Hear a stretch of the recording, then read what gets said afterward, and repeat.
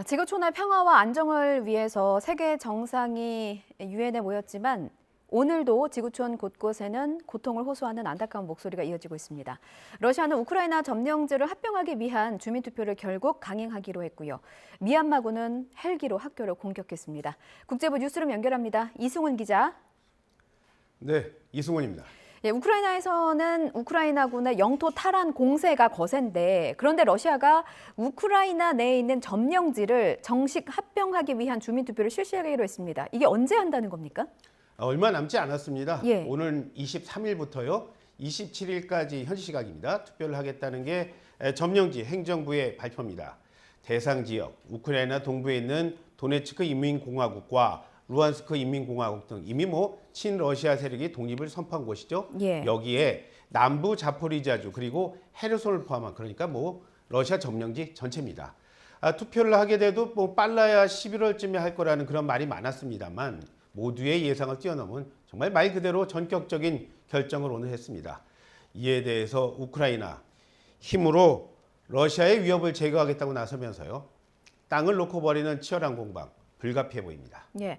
급하게 영토 편입 준비를 하는 걸 보면 러시아가 많이 밀리기는 밀리는가 봅니다. 병력이 부족한 러시아가 탈영 등 군기 위반 사례에 대한 처벌을 강화하기로 했다면서요? 러시아가요. 탈영병에 대한 형량 2배로 하는 법안 의회에서 통과시켰습니다. 예. 법안을 보니까요. 동원령이나 계엄령 때요. 부대를 탈영한 병사에 대한 처벌 지금은 최대 징역 5년까지였는데 이걸 10년으로 늘렸습니다.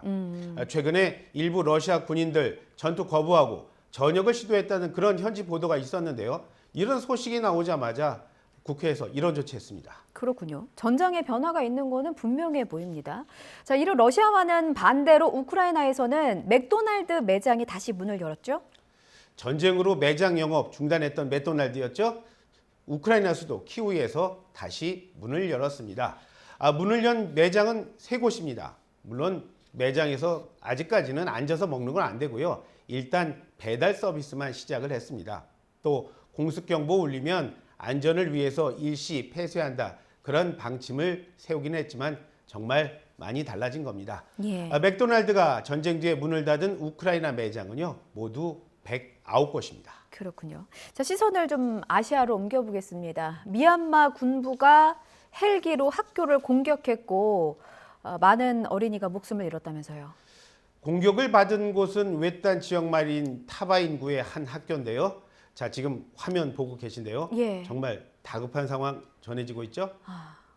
현장의 교사는 이런 말했어요. 이런 헬기의 사격이 1시간 동안 계속됐다는 겁니다. 이번 공격에 적어도 어린이 11명 숨졌고요. 그보다 훨씬 더 많은 학생이 다친 걸로 전해졌어요. 이뿐만 아니라 헬기 공습을 마친 뒤에도요. 80여 명의 군인이 학교로 들어왔습니다. 그리고 건물을 향해서 기관총을 쏴댔다는 게 마을 주민들의 얘기였어요.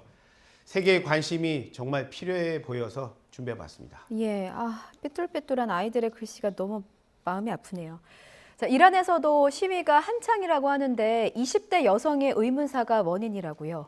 의문사한 여성은요. 22살인 마흐사 아민입니다. 히잡을 제대로 쓰지 않았다는 이유로 체포를 했고요. 또 경찰의 조사를 받다가 숨졌습니다.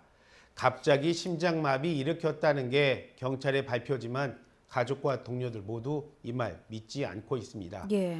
보시는 것처럼 진상 조사를 촉구하는 시위 커졌고요. 그러면서 경찰은 최루탄으로 맞대응하면서 이 과정에서요 벌써 3명이 숨졌습니다. 그동안 반이슬람 율법을 단속하는 지도 순찰대라는 게 있어요. 이 사람들 행동 너무 과한 게 아니냐 이런 지적이 많았던 만큼 지금 진행되고 있는 시위의 파장 주목됩니다. 예. 자, 끝으로요. 멕시코 지진과 관련해서 새로운 소식 들어온 게 있을까요? 우리 시각으로 어제였죠. 멕시코 중서부를 강타한 규모 7.6의 강진 소식 전해지면서 타이완에 이어서 정말 이런 지진 계속되니까 많은 분들 걱정하셨는데요.